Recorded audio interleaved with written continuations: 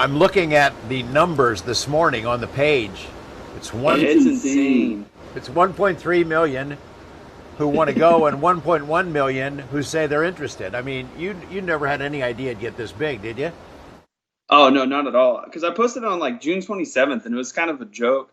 And then it waited for like 3 days, like 40 people, and then it just completely took off out of nowhere. It's pretty wild. I mean, what was the inspiration? What got you going? Well, I had watched the Joe Rogan podcast earlier in the week with Jeremy Corbell and Bob Lazar. And so I had that kind of in the back of my mind. And then I watched his movie on Netflix, the Bob Lazar Area 51 and Flying Saucers. So I was kind of interested in it. And then it was like 2 a.m. on June 27th, and I just made the event kind of as a joke. So that's how all of that got started. So had you followed the story before, Area 51, the allegations? Not particularly. I really got interested in it for a little bit when I was a lot younger, but I never really pursued it too much. But since the event has taken off, I've been looking into it a lot more, and it's actually really interesting and kind of creepy. So this was posted as a joke. We're making that clear, right? It was sort of you were having fun with it. Yeah, it was completely satire. I tried to make it seem as much as a joke as I possibly could, but there's definitely some people that are taking it seriously. At what point did you realize, oh wow, this is much bigger than I thought, that people really are taking it seriously? Once it got like past 500,000 people that were interested or going, I was just like, the FBI is going to show up to my house, and it got a little spooky from there. I mean, it's true. You are worried, right? You're a little bit worried about where it goes from here if somebody really does it. Oh yeah, absolutely. That's why I want to do something else, like just have an event out there or something. That way, people have something else to do if they do show up, rather than go run at the base. Now that you know about it, I mean, it's probably a bad idea to encourage people to do that. I mean, you're suggesting that they not cross the line, right? Oh yeah, absolutely. It doesn't seem like a good idea anyway. Yeah, I mean, they're notorious for their security out there, so people could get in trouble. But as you said, I mean, you seem to have tapped into something.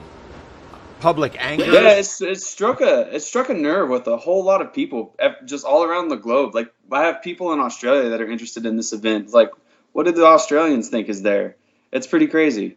And then all the actors, all the memes that are popping up, all the crazy stuff and humorous side notes that you've got to be following that, right? Oh, I've been trying to keep up with it all, but there's a lot.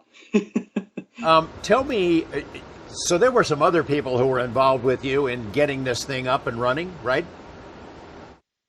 Not really. I was the original creator. I have one other admin on the page, but he's just been kind of moderating the comments and stuff to try to keep political arguments out, or keep like the just people that are real aggressive out of the discussion, because I don't want that energy in there. Yeah, I'm asking that because we heard about an interview with the guy who created the page yesterday on a TV station, but it wasn't you. Yeah, I sent that to Jeremy. I contacted everybody that would have admin rights on the page, and I think maybe when they were showing that they had admin status, they were probably like an admin of one of the spin-off pages, because there's been a lot of other events that have popped up that I haven't created, and then there's been a lot of other Facebook groups that have popped up for it as well. So I think they just did that and then faked that interview. But I contacted the news station. I was like, hey, that's not me. I haven't interviewed with any news stations. This is totally fake. And then they ended up taking that down. Oh, that's awesome. So you've been keeping a low profile on purpose, right? You haven't talked to anybody?